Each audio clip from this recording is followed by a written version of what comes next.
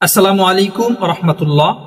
সুপ্রিয় দর্শক, আশা করছি আল্লাহর অশেষ রহমতে সবাই ভালো আছেন, সুস্থ আছেন। প্রিয় দিনী ভাই ও বোনেরা, আপনাদের সবাইকে জানাই আন্তরিক শুভেচ্ছা এবং অভিনন্দন। আজকে আপনাদের সাথে আমার নিজের পরীক্ষিত একটা আমলের কথা শেয়ার করব। অবশ্যই সম্পূর্ণ ভিডিওটি দেখবেন, ইনশাআল্লাহ ফল পাবেন। আল্লাহ তাআলা সবাইকে হেফাজত করবেন। চলুন কথা না বাড়িয়ে মূল ভিডিও শুরু করি। তার আগে যারা আমার চ্যানেলে নতুন, অবশ্যই চ্যানেলটি সাবস্ক্রাইব করে পাশে থাকবেন এবং সবাই সাপোর্ট করবেন।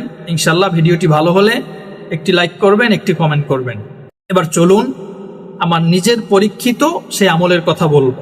দুইটা আমল, বিশেষ করে যারা ড্রাইভিং করেন, সাইকেল হোক, বাইক হোক, কার হোক, যে কোনো ইঞ্জিন যুক্ত ছাড়া যে কোনো বাইক, যানবাহন, কার হোক না কেন, যখনই আপনারা চলাফেরা করবেন কিংবা ড্রাইভ করবেন, তখনই দুইটা দোয়া পড়বেন। যেই দোয়া দুইটা আমি অনেক আগে থেকে পড়ি।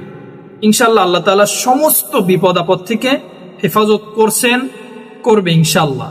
কোরআনের আয়াতের অনেক পাওয়ার, অনেক শক্তি। তো চলুন দোয়া দুইটা কি। দোয়া দুইটা হচ্ছে, আমি প্রথমেই একটা দোয়া পড়ি, সেটা হচ্ছে যানবাহনে চলাফেরা করার দোয়া, যেটা হচ্ছে সুবহানাল্লাযী সাখখারা লানা হাযা ওয়া মা কুন্না লাহু মুকরিনিন ওয়া ইন্না ইলা রাব্বিনা লামুনকালিবুন। যানবাহনে চলাফেরা করার দোয়া। যখনই কেউ যানবাহনে উঠবেন, গাড়িতে উঠবেন অথবা চালানোর উদ্দেশ্যে উঠবেন, আপনার মনে নেই, দোয়াটি আগে মুখস্থ করে নিতে হবে। আপনার মনে নেই, যখনই মনে পড়বে তখনই আপনি দোয়াটা পড়বেন। ইনশাআল্লাহ আল্লাহ তাআলা আপনারে হেফাজত করবে। তো দোয়াটি আবারও আমি শোনাচ্ছি, অবশ্যই যারা পারি না তারা শিখব, লেখে মুখস্থ করে নিব।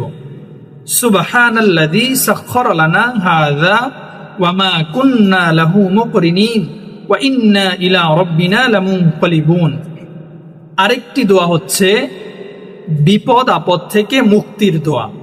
আমি সব সময় যখনই আমি বাইক ড্রাইভ করি, যে কোনো গাড়িতে উঠি না কেন, নিজে চালাই না কেন, সবসময় আমি এই দোয়া দুইটা পড়ি। মনে না থাকলে যখন মনে আসে তখনই আমি এই দোয়া দুইটা পড়ি। ইনশাআল্লাহ আল্লাহ তাআলা সব অবস্থায় আমাকে হেফাজত করছেন। দোয়াটি হচ্ছে লা ইলাহা ইল্লাল্লাহুল আযীমুল হালিম, লা ইলাহা ইল্লাল্লাহু রাব্বুল আরশিল আযীম, লা ইলাহা ইল্লাল্লাহু রাব্বুস সামাওয়াতি ওয়াল আরদ ওয়া রাব্বুল আরশিল কারীম। আমি আবার একবার বলছি আপনাদের সুবিধার্থে, অবশ্যই সবাই মুখস্থ করে নেবেন, তাহলে সুবিধা হবে। লা ইলাহা ইল্লাল্লাহ